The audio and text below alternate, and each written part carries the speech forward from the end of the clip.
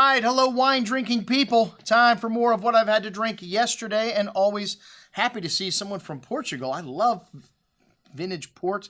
I love tawny ports. I love fortified wines. I love sweet wines. But the most exciting thing coming out of the Duero Valley today are the red wines that are not fortified. Let me tell you, this is one of the small estates here that used to sell their grapes to Sandemans and probably other firms. And the vineyard was given to the grandmother here as a christening present to the grandfather. And like I said, these guys have not been making their own wine for long. They've been selling their grapes their whole existence until 1991, when they decided to be one of the first producers to make red wines that are unfortified from the greatest vineyard sites in the Douro.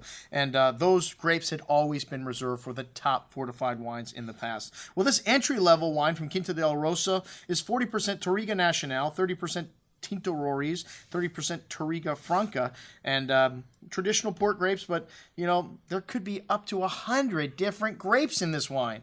You know, because back when they planted these vineyards, some of them have, like I said, just incredible selection of different grapes in them, up to 100 different varietals. Wow, but for the most part, that's what it is, you know.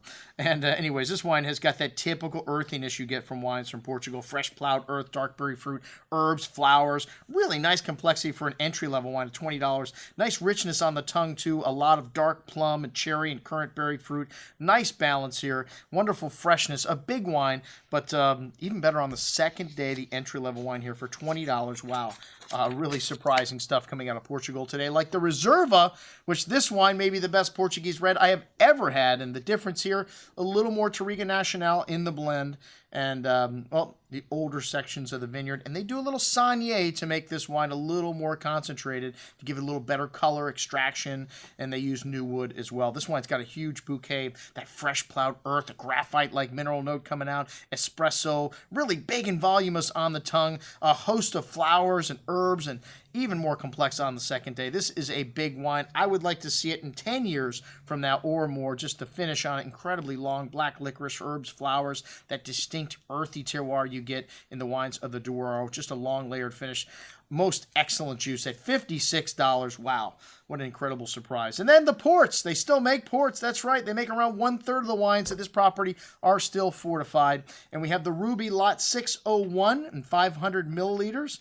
And this is kind of an intoxicating bouquet for an entry-level wine. Cassis, currant berry fruit, sweet tobacco spice, dried plum, a drier style port. But these wines still port. They still got nice sweetness, but wonderful balance and freshness at the end for $18 a steal. All right, the late bottle vintage, which has always been, in my opinion, the best value in vintage port. And this is 2011, which is a killer vintage for Porto. And this 2011 vintage, late bottle vintage, aged for 4 years in barrel. So that's why they're a little more drinkable than the vintage port. Vintage is only aged for 2, so they get a little more barrel time. And this wine's got a very well-endowed bouquet of cherry liqueur, sweet tobacco, dark chocolate, dense, really dense dark color in this wine. Really jammy, plummy, sweet cherry liqueur fruit showing on the palate, but wonderful acidity in this wine. Just finishes so fresh. A massive LBV, and this wine you could age for a couple decades.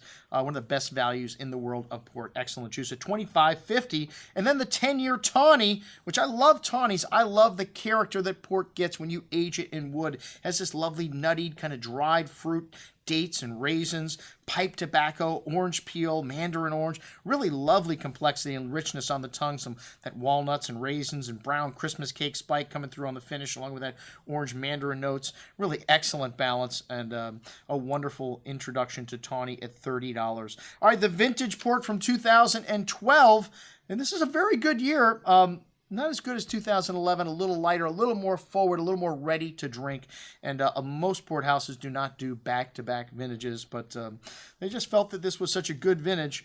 They were going to bottle 11 and 12, a full bouquet of dark cherry liqueur. Not quite as big and voluminous as the 11s, more pretty, nice structure. This one's got a pretty floral quality to it as well. Cherry liqueur, plum preserves, a host of dark spices, sweet tobacco, bitter chocolate, and black earth. Really rich wine, but has wonderful balance and very drinkable for such a young port, and they're trying to make vintage port a little more drinkable, so you don't think you have to hold on to it for 20 years. A lot of people become impatient today, but this is most excellent juice, a great smaller producer from the Douro. Check it out. Quinta Rosa. I'm your host, Andrew Lampasoni, signing off for the Wine Watch, saying remember, always drink the good stuff first.